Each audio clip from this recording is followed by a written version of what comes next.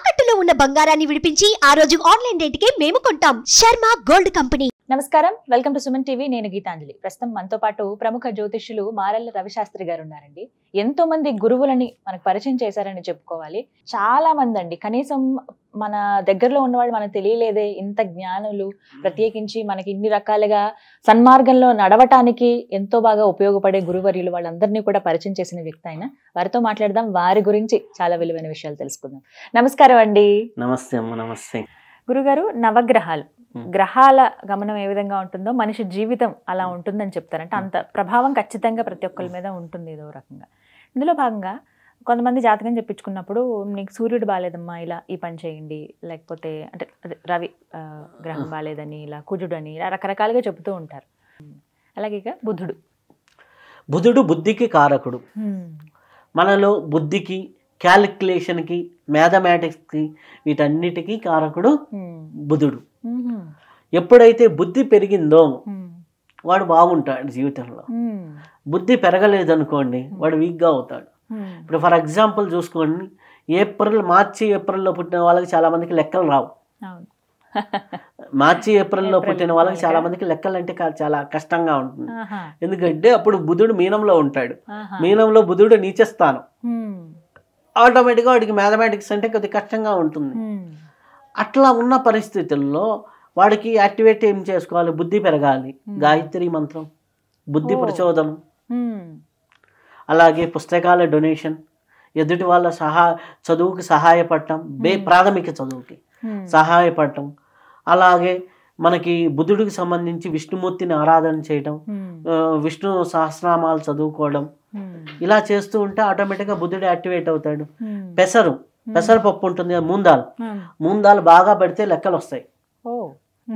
మూందాలు మనకి ఉంది కదా వడపప్పు రూపంలోనో. అందుకనే మనకు గుళ్ళల్లో ప్రసాదం కింద ఎందుకు వడపప్పే పెట్టారు? బుద్ధి పెరగడం కోసం, కారణం అది. బుద్ధి పెరగడం కోసం ఉంది. ఆ బుద్ధి బాగా పెరుగుతుంది పెసరపప్పు వల్ల. ఒళ్ళు చలవ చేస్తుంది. బుద్ధుడు బాగాలేకపోతే వాళ్ళు హీట్ బాడీ ఉంటుంది. వాడు పట్టుకోగానే వాళ్ళు హీట్ ఎక్కువ ఉందంటే ఆటోమేటిక్గా వాడికి బుద్ధుడు వీక్ ఉన్నాడని మనం చెప్పొచ్చు. షేక్ హ్యాండ్ ఇచ్చే దాంట్లో పట్టుకోవచ్చు. మనం షేక్ హ్యాండ్ ఇచ్చినప్పుడు అనుకో వాళ్ళు బాగా వేడిగా ఉందనుకో, అమ్మ నువ్వు మార్చి ఏప్రిల్లో పుట్టావా అంటా నేను. అవునా? అర్థమైందా?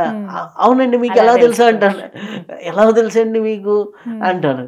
అనగానే మాట్లాడేటప్పుడు సపోజ్ ఏదన్నా పాయింట్ వచ్చింది అనుకోండి, ఓహో నువ్వు ఫలానా సంవత్సరంలో పుట్టావు కదా. ఎలా తెలుసు అంటే ఇవి మనకి గురువును బట్టి సంవత్సరం ఏందో ఫైండ్ అవుట్ చేయొచ్చు. ఇలా బుధుడి అనుగ్రహం బట్టి, బుధుడి అనుగ్రహం వల్ల మనకి ఎడ్యుకేషను, బుద్ధి ఇవన్నీ బాగుంటాయి. అవన్నీ మెరుగుపడాలంటే పెసరపప్పు, విష్ణుమూర్తి, అలాగే విష్ణుమూర్తికి సంబంధించిన స్తోత్రాలు అవి పారాయణ చేసుకోవడం, ఎడ్యుకేషన్లో హెల్ప్ చేయడం వల్ల బుధుడు సెట్ అవుతాడు.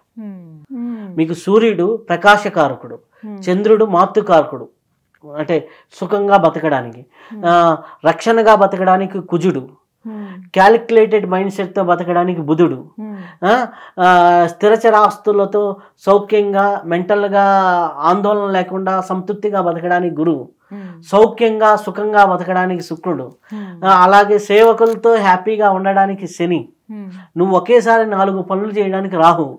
ఇవన్నీ చేస్తూ ఇవన్నీ నాది కాదు, నాది కాదు, ఇదంతా భగవత్ ప్రసాదం అని వదిలేయడానికి కేతు. ఇన్ని రకాలుగా చూడాలి నవగ్రహాలు ఇవన్నమాట. ఇవన్నీ కూడా ఒక వ్యక్తి జాతకం లేకపోయినా, వాళ్ళు పుట్టిన తేదీ లేకపోయినా, ఇవి దీన్ని బట్టి గ్రహాలు ఎలా ఉన్నాయో చెప్పేయచ్చు. అంటే వాళ్ళ జీవితంలో అప్లై అవుతూ ఉంటాయి. వాళ్ళకి తెలిసినా తెలియకపోయినా వాటిల్లో మనకి పూర్వం నుంచి ఏంటంటే మన కల్చర్లో అలవాటు చేసేసారు నవగ్రహాలను బ్యాలెన్స్ చేసుకో. తండ్రితో బాగుంటే రవి, తల్లితో బాగుంటే చంద్రుడు, బ్రదర్తో బాగుంటే కుజుడు, మంచి ఎడ్యుకేషన్కి ఇట్లాంటి వాటికి హెల్ప్ చేస్తుంటే వాటితో బాగుంటే బుధుడు, ఆధ్యాత్మికవేత్తలతో బాగుంటే ఆటోమేటిక్గా గురువు, అలాగే సిస్టర్స్తో బాగుంటే శుక్రుడు, సేవకులతో బాగుంటే శని. అలాగే నీకు ఎటువంటి ఓవర్ యాక్షన్స్ లేకుండా వృద్ధులతో ముసలి వాళ్ళతో బాగుంటే కేతువు, వితంతువులతో ఇట్లాంటి వాళ్ళని తక్కువ చేయకుండా చూస్తూ ఉంటే రాహువు, వితంతువులకు అధిపతి రాహు, వృద్ధులకు అధిపతి కేతువు.